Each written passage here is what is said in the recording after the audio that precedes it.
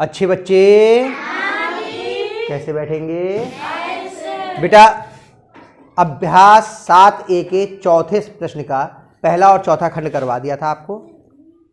तीसरा खंड बच्चे कह रहे हैं बता दीजिए, और बहुत आसान प्रश्न है ये।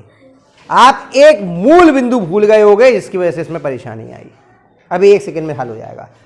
पहले हमने दोनों समीकरणें लिखी, ये पहली समीकरण हो गई और ये दूसरी। अब ये देखते हैं कि कौन सी समीकरण हम लें, पहली समीकरण लें या दूसरी। तो नियम क्या था, पहले ये देखते हैं कि क्या कोई ऐसा चर है जिसका गुणज 1 हो। इसका गुणज कितना है? इसका कितना है? इसका कितना है? इसका कितना है? मिल गया। अगर नहीं होता तो 2 देखते, और नहीं होता 5 देखते, फिर भी नहीं होता तो 2 के मल्टीपल देख लेते, और नहीं होता फिर कोई भी ले लो। हो तो किसी से भी जाएगा, इससे थोड़ा आसान हो जाता है और कोई फर्क नहीं पड़ता। सवाल तो कैसे भी हो जाएगा, समीकरण 1 लेंगे तो भी हो जाएगा, लेकिन इससे थोड़ा सा आसान हो जाता है, इसलिए ये लेते हैं। नहीं हो तो जाएगा 1 लेकर के भी, मैंने क्या कहा आपसे, हो जाएगा लेकिन थोड़ा कठिन होगा। इससे करेंगे तो थोड़ा आसान होगा। कठिन सवाल आगे मिलेंगे जो आप चाह रहे हो। मैंने करवाया तो चौथा प्रश्न, वो ऐसे थोड़ी था, वो वैसे था, कठिन था थोड़ा। तो सवालों को हमेशा करना कैसे चाहिए, आसान बना के। आपकी इच्छा है 1 लेके कर दें, 1 लेके भी हो जाएगा।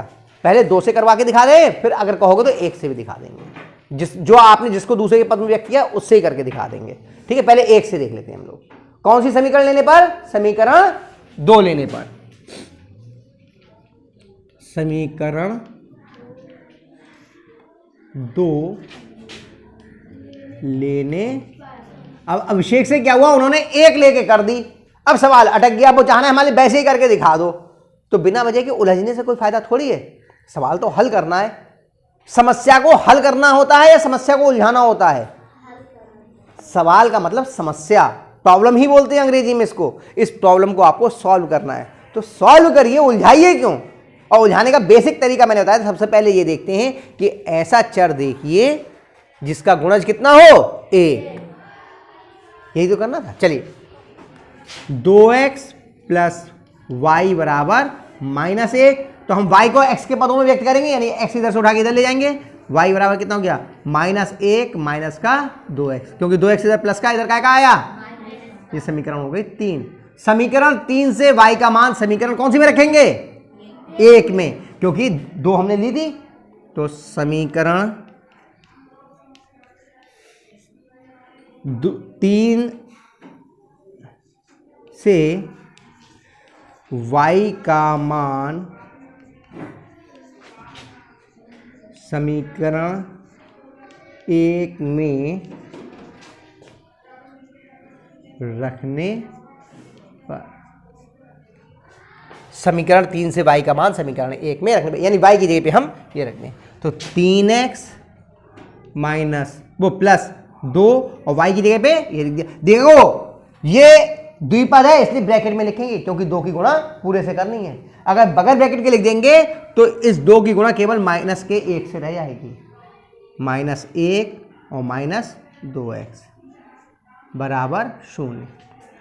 3x प्लस के 2 की माइनस के 1 से गुणा करी, कितना आ गया, माइनस का 2 एकम 2, प्लस के 2 की माइनस के 2 से गुणा करी तो कितना गया, 2 दूनी 4x बराबर 0। अब 4x प्लस माइनस का और ये 3x प्लस का अलग अलग चलिए, यही तो दोनों सजाती हैं, घट जाएंगे, कितना आ जाएगा, माइनस का x बराबर, और ये माइनस का 2 इधर था, इधर का पहुंचेगा प्लस का, प्लस लगाते नहीं है 2। अब ये x तो हमें प्लस का करना पड़ेगा, प्लस के x का तो मान चाहिए, तो जब इसका चिन्ह बदलेंगे तो इसका भी चिन्ह बदल जाएगा। x बराबर कितना आ गया, माइनस का 2। अब x का मान समीकरण 3 में रख दीजिए तो y का भी मान निकल आएगा। x का मान समीकरण 3 में रखने पर, ठीक, y बराबर माइनस का 1 माइनस 2 और x की जगह पे कितना आ जाएगा, माइनस का 2। y बराबर माइनस का 1 और बाहर माइनस का चिन्ह है, माइनस का 2 की माइनस की 2 से गुणा करिए कितना, ये प्लस का 4, 2 दूनी 4, y बराबर अलग अलग चिन्ह के घड़ी आएंगे, 1 है माइनस का और 4 है प्लस का, कितना आ जाएगा प्लस का 3, यानी x बराबर हो गया -2 और y बराबर 3। देख लो यही है उत्तर।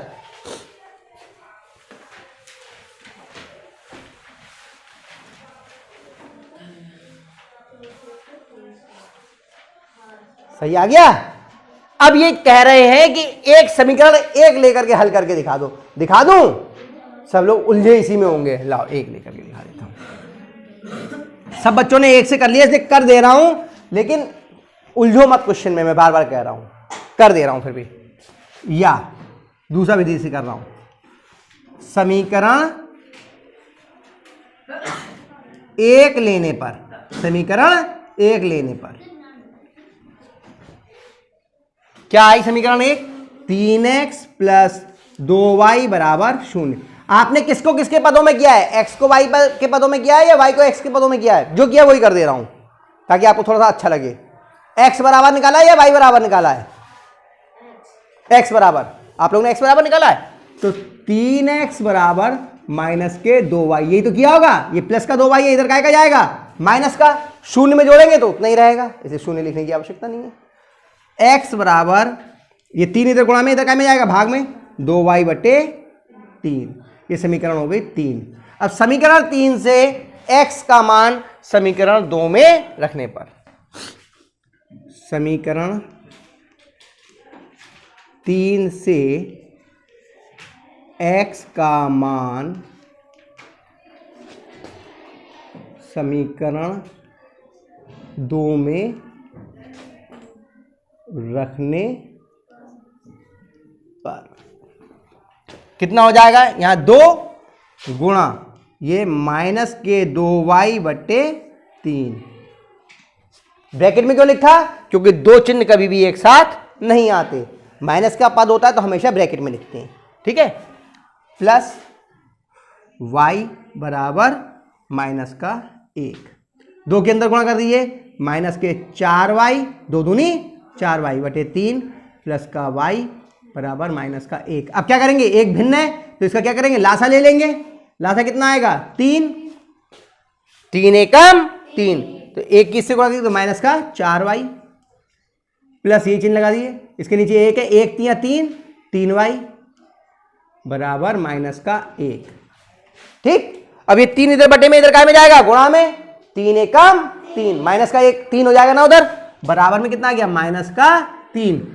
इधर -4y में से प्लस के 3y गए तो कितना बच गया -1y। इसका चिन्ह बदलेंगे तो इसका भी चिन्ह बदल जाएगा, तो y बराबर कितना आ गया 3, y बराबर कितना आ गया 3। देखो आ गया, y का मान समीकरण 3 में रखने पर तो x का मान निकलेगा, y का मान समीकरण 3 में रखने पर x बराबर -2 गुणा प्लस के 3/3, 3 से 3 कट गया, 3 एकम 3, x बराबर कितना आ गया -2। तो आ गया, देखो x बराबर -2 और y बराबर 3। ये थोड़ा सा उलझन भरा लगा, भिन्न आ रही थी, केवल भिन्नों से बचने के लिए, लासा ना लेना पड़े, भिन्न ना करना पड़े, इसलिए वो तरीका बताया था। इसमें भिन्न भी लेना पड़ी, सब कुछ करना पड़ा, ये था। आगे समझ में, इससे उत्तर किसी भी विधि से करिए एक से आएंगे, चाहे इससे कीजिए और चाहे इससे, दोनों ही विधियां प्रतिस्थापन विधि हैं। प्रतिस्थापन विधि में केवल हमने समीकरण बदली है। अब आगे के सवाल करेंगे, पहले ये उतार लीजिए, ठीक है।